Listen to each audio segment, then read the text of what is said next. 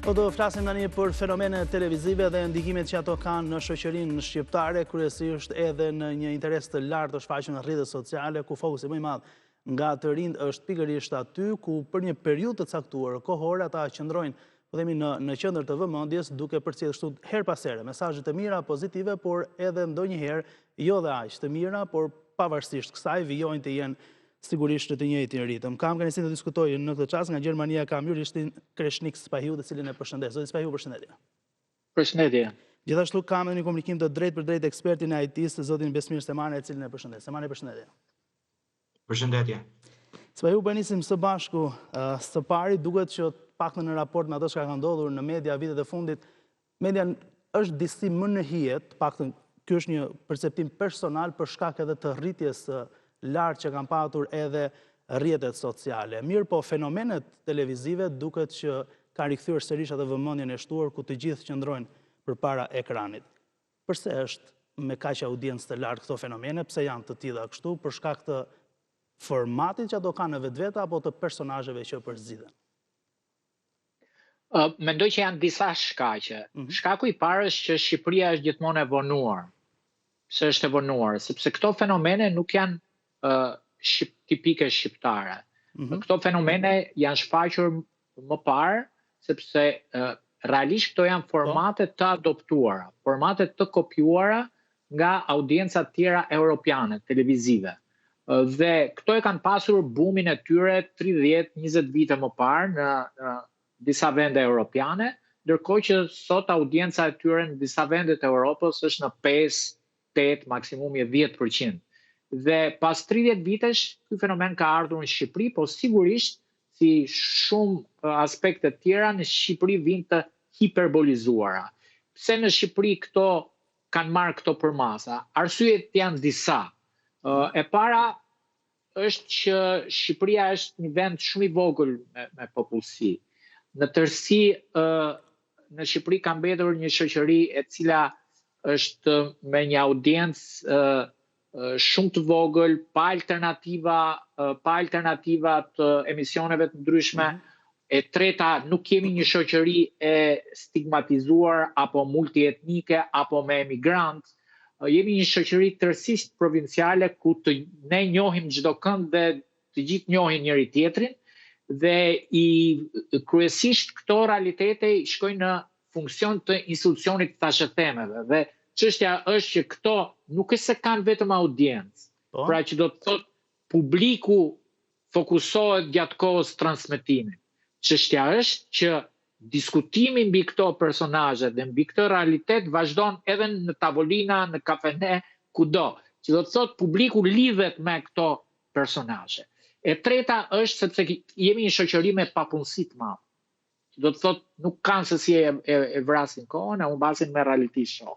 E katërta që është shumë e rëndësishme për të thënë në lidhje me audiencën me këto realitete është që publiku shqiptar është drejt për drejta rrjetet sociale janë bërë komplementare me apo portalet komplementare me këto audienca. Që do të thotë edhe portalet duke mos pasur lajme të tjera mundohet të punojnë për klikime duke përcjell ngjarjet në këto realitete dhe kështu publiku rrethohet ngado, qoftë me rrjetet sociale, portalet edhe televizionet gjithashtu. Pra janë komplementare dhe publiku bombardohet në tërësinë e vet me këtë informacion. Dhe e fundit që do t'ju thoja është që personazhet politike janë kthyer të urryer në Shqipëri. Që do të thotë ka rënë audienca në tërësi politike, sepse janë personazhe të njëjta të fytyra 4 dekada. Dhe që ata që na ndjekin ta besojnë këtë që them, unë do i bëja një pyetje. Po.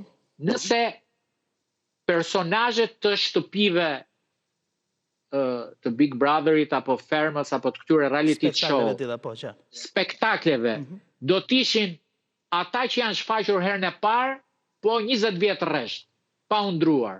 A do e shikonin këta realitetin? Këtë reality show? Sigurisht që jo.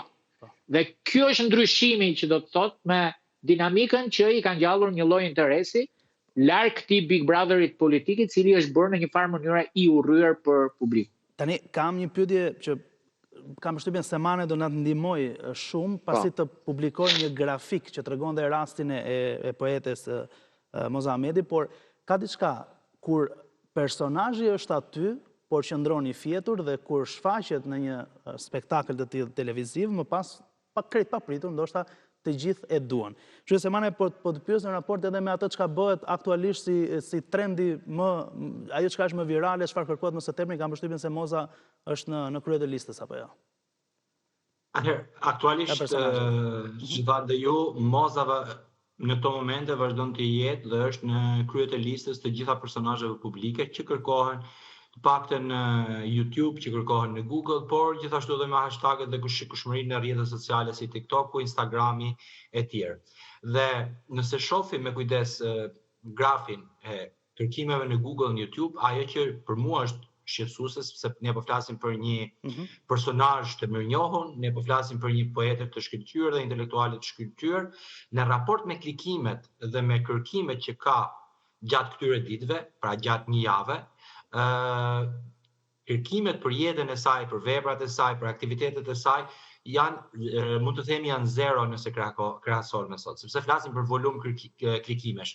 Nëse e shohim, vetëm një herë gjatë vitit të fundit ka pasur një rritje klikimesh dhe kjo besoj do jetë nga ndonjë dalje televizive, po gjithashtu në emisione, nuk besoj për artin, por do të ketë qenë ndonjë emision për showbizin, dhe kemi një rritje të jashtëzakonshme në momentin e saj, në momentin që ajo u fut në formatin Fermes. Kuptohet që këto formate japin edhe një le themi imazh 360 gradë të personazheve, nuk kemi të bëjmë thjesht me fushën e veprimtarisë të tyre. Pra, shoqëria e njeh dhe në forma që më përpara nuk ka pasur mundësinë që ta njoh. Por duhet kemi edhe diçka parasysh. Realitetet e tilla dhe në Shtetet e Bashkuara të Amerikës, po flasim me familjen Kardashian që po gjeneroi miliarda dollar, u bën të njohur po nga formate të ngjashme televizive. Gjithashtu kemi edhe nuk mund të them sepse shumë herë ngrihet pyetja pjesës së medias tradicionale dhe rrjeteve sociale. Aktualisht ne kemi një ekosistem mediatik, që do thotë një personazh ngrihet ose zbulohet nga media tradicionale, dhe kjo media tradicionale përdor fuqinë e gjitha rrjeteve sociale në mënyrë që të rritet shikurshmëria po e medias tradicionale që të konvertohet në para, me reklama, me sponsor e tjerë. Dhe ajo që mua personalisht, jo në rastin e fjalës sepse po flasim për një personazh të kompletuar, por ajo që mua më shqetëson është që media nuk po shkon drejt figurave që mund sillin diçka për shoqërinë, por media po shkon drejt klikimeve, sepse klikimet duam s'duam ne konvertohen në të ardhura dhe në ekonominë e tregut, dhe vetmja gjë që po intereson medias, megjithëse nuk duhet të ishte në këtë mënyrë, është pjesa e të ardhurave. Dhe prandaj bëhet fenomen Moza, sepse është një personazh i cili ka çfarë të jap shoqërisë, por nga ana tjetër dhe po përqafohet dhe po mbështetet nga shoqëria. Pra, në raste shumë të rralla ka ndodhur diçka e tillë. Dhe sigurisht në të tilla raste pastaj duket që gjithë turma shoqëria orientohet drejt saj. Arsen, mund të them diçka? Zëspa ju po. Për kuriozitet të publikut dua të them që Mimoza Ahmeti sot është njeriu më publik në Shqipëri, njeriu më i dashur dhe njeriu më i klikuar. Dhe unë do t'ju tregoj një ngjarje që është disi e pa interpretueshme për t'u kuptuar. Pra, çfarë zgjoi interesin e publikut ndaj Mimoza Ahmeti. Mimoza Ahmetin unë e kam njohur 25 vite më parë, kur në studion time ligjore, në vitin 2001, ka ardhur për të konsultuar për çështjen e procesit zgjedhjeve. Për ata që nuk e dinë, Mimoza Ahmeti ka kandiduar për deputete të Kuvendit të Shqipërisë në vitin 2001 për Partinë Demokratike dhe ka humbur në zonën e kombinatit. Tani, unë kam një pyetje për publikun. Mimoza Ahmeti aty ka qenë. E para, pse publiku nuk ka pasur interes ndaj kësaj intelektuale. Këtë pyetje kisha pikërisht që ma dojgje se thash pas semane do të diskutojmë. Mimoza Ahmeti ka qenë aty për publikun edhe politikisht. Pse publiku i pëlqen poezitë e Mimoza Ahmetit, pse publiku e pëlqen Mimoza Ahmetin si banore në një shtëpi të izoluar me personazhe dhe artist, pse publiku i intereson të lexojë për jetën e Mimoza Ahmetit, pse publikut i pëlqen ajo pjesa elitare, inteligjenca e Mimoza Ahmetit, por publikut nuk i pëlqen ta votojë dhe të përfaqësohet nga Mimoza Ahmeti.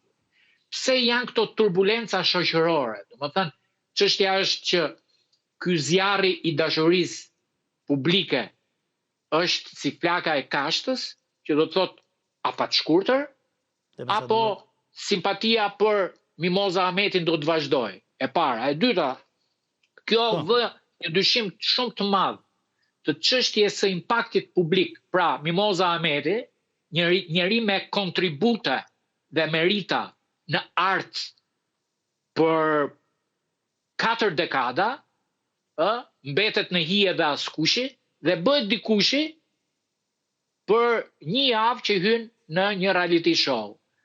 Tani, kjo në fakt nuk është normale. Kjo është anormale. Kjo nuk është anormale dhe nuk është për të adresuar kritik se bravo i qoftë atyre të cilët e bindën Mimoza Ahmetin dhe e nxorën në dritë. Por kjo është negative për publikun, i cili e pëlqen vetëm si banore për të parë gallat dhe humor me ironin apo batutat e Mimoza Ahmetit dhe i është dukur abstrakte dhe pa kuptueshme Mimoza Ahmeti për 4 dekada. Pra, ka diçka të cilën unë dua ta shoh në optikën time, paksa me skepticizëm dhe paksa që të jem paksa cinik, është provincializëm nga publiku, që një njeri i cili ka merita dhe kontribute në profesionin e tij nuk vlerësohet në gjithë jetën e tij, po për një javë vlerësohet në një reality show. Semana, sa zgjat në raste të tilla, po themi vëmendja, fokusi kryesor ndaj individit, është diçka që vërtet mund të qëndrojë gjatë apo patjetër, e di që janë relative. Po të marrim disa shembuj konkret.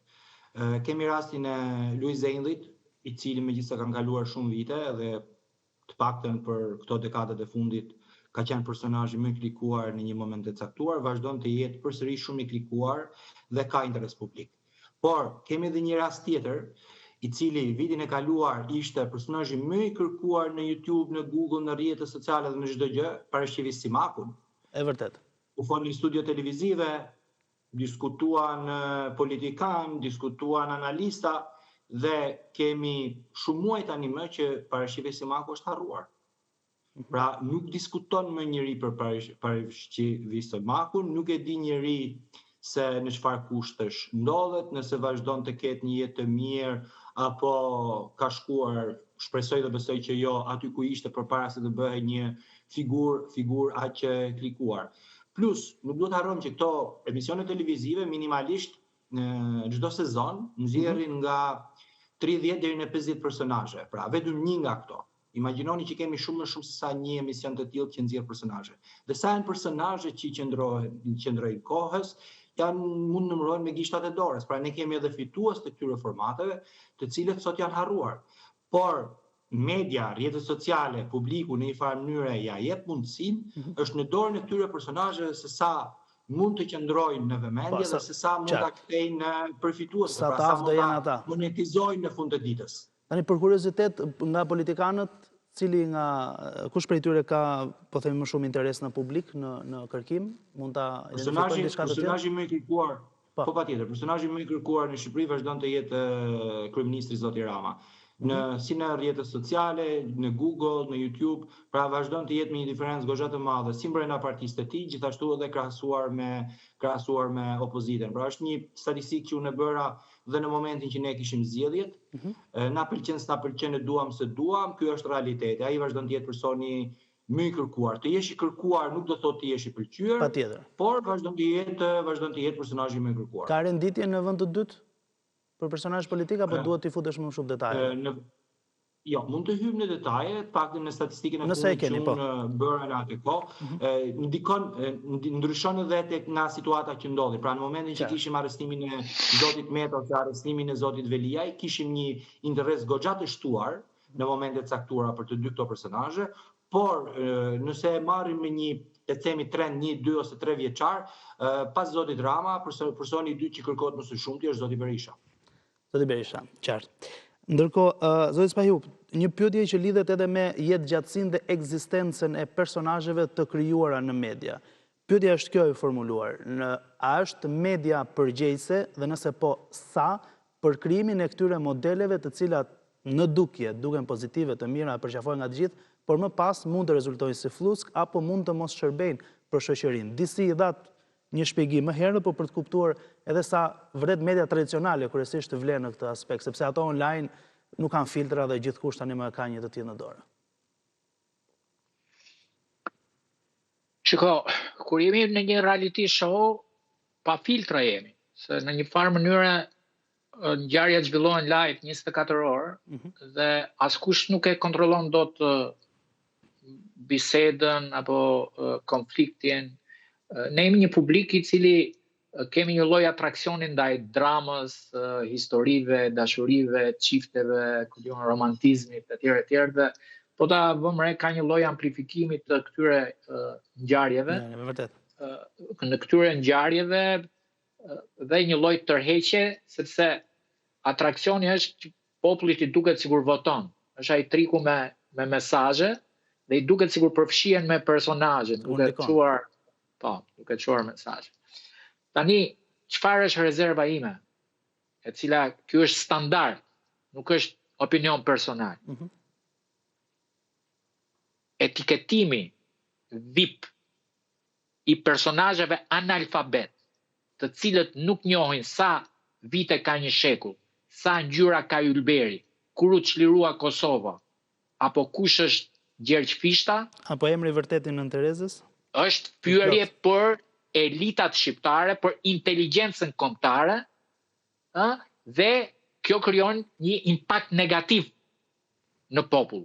Pse krijon impakt negativ në popull? Krijon sepse njerëzit pa merita dhe pa kontribute, shoqëria mendon që mund të bëhet si këta analfabet, njeri i famshëm. Njeri i famshëm dhe VIP duhet bëhesh për shkak të shpatullave, rëndeses që ti ke mbajtur në vite me eksperiencën tënde, në profesionin dhe meritat që ke pasur në këto kontribute. Nuk mundet që të bëhesh personazh i famshëm dhe VIP vetëm për shkak të një historie në një reality show, një histori dashurie apo flirti, vetëm për shkak sepse je simpatik apo simpatike. Sepse njerëz simpatik janë gjithë shqiptarët në moshë të re. Ne jemi një kombë shumë i bukur. Ne kemi 1 milion djem simpatik dhe 1 milion vajza simpatike. Kjo nuk do të thotë që janë VIP-a, as janë elit. Për shkak se mund të kanë histori dashurie kanë të gjithë këta 2 milion me njëri tjetër. Dhe këtu futet roli i medias. Media e bën selektimin për këtë dhe e orienton. Prandaj është kthyer në personazh, pra që publiku që e ktheu personazh Mimoza Ahmedin. Sepse gjeti veten aty, e orientuan, pra i dha një fizionomi të re këtyre realiteteve shqiptare. Dhe është mirë që është bërë sepse shpresojmë që hapet një kapitull i ri. Pra, këta personazhe vërtet mund të përcjellin në një farë mënyre, mund të përcjellin me eksperiencën e tyre, mund të përcjellin kode apo një lloj konsulence të drejt për jetën dhe aspektet sociale të shoqërisë e cila e ndjek. Pra ato të bëhen lokomotiva, po ne nuk mund të presim që lokomotiva të bëhet ata të cilët nuk dinë emrin e Nën Terezës, sepse kjo pastaj është degradim i shoqërisë. Plotësisht dakord, domethënë unë e kuptoj që janë breza të ri etj, po kur kjo bëhet shumicë, se nuk është një individ. Këta janë kthyer domethënë në 90% e tyre në këtë nivel, në masë. Dhe këtu kjo është pjesa në të cilën duhet ndarë, domethënë, të paktën këta nuk mund të konsiderohen very important person, pra si elit e shoqërisë, nuk mund të jenë persona VIP që të përfaqësojnë shqiptarët. Pastaj për t'u argëtuar dhe për të qenë pjesë e një realiteti është krejt normale, për sa kohë njerëzit ndjehen mirë, pse jo? Le të ndjehen me ato që ky është mentaliteti. Dhe diçka për të vazhduar ato që po thonte zoti Spahiu. Ajo që mua më shqetëson më shumë është në momentin që emisione ose spektakle të ndryshme televizive mundohen ta paraqesin përfaqësim shoqëror, pra banoret, personazhet që janë të ftuar në një emision të caktuar, dhe në momentet që shkelen të gjitha rregullat dhe normat shoqërore, justifikohet që kjo është shoqëria shqiptare. Dhe unë nuk dua ta besoj dhe nuk e besoj që Shqipëria shqiptare është aq ignorante, aq e pakulturuar dhe aq e dhunshme. Pra minimalisht le të qëndrojnë personale tek secili nga këto personazhe dhe kjo paaftësi mos i faturohet shoqërisë shqiptare, sepse në momentin që këtë faturë ja çon dhe me mbishkrimin, nënshkrimin VIP, situata bëhet dhe shumë e keqe.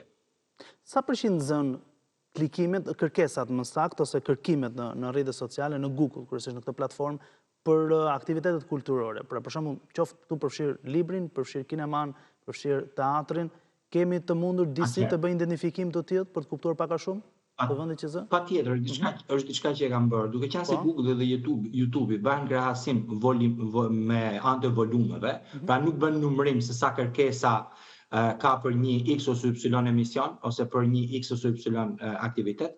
Nëse ne krahasojmë reality show, qofshin këto formatet 24 orëshe, por dhe emisionet e caktuara në prime time, kultura në Shqipëri, në Google dhe në YouTube, ngelet thjesht në 0. Duke qenë se nuk numërohen kërkesat, raporti i kërkimeve për këto reality show dhe pjesës të kulturës është 0. Nuk do të thotë që është 0, që nuk ka personazhe dhe persona të cilët i kërkojnë. Por nga ana tjetër është 0. Dhe përsëri do doja të kthesh edhe një herë te rasti i parashikimit Simakut.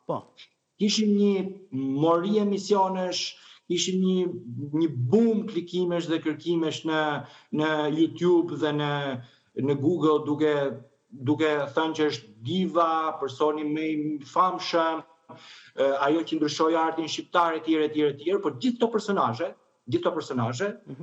që thonin ose kishin këto elozhe për zonjën në fjalë, nuk i dëgjonin këngët, sepse po të hapnin me këngët e saj në YouTube, nuk ishin të dëgjuara. Pra, shqiptarët fatkeqësisht nuk janë aq të interesuar për artin, nuk janë aq të interesuar për muzikën, për filozofin, për vlera shoqërore që sillin këto personazhe, por janë më të interesuar për jetën e tyre private.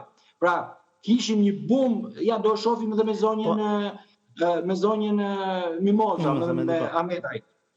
Po e tha zoti Spahiu më herët që duket më së tepër më orientohet dhe thashë themet pastaj. Ideja është sa libra do shiten, pra një personazh kaq i kërkuar, kaq i dashur dhe kaq i preferuar nga publiku, do duhej që në këto momente të kishim rrallë njerëzish tek librarit për blerjen e librave të saj. Në kushte normale.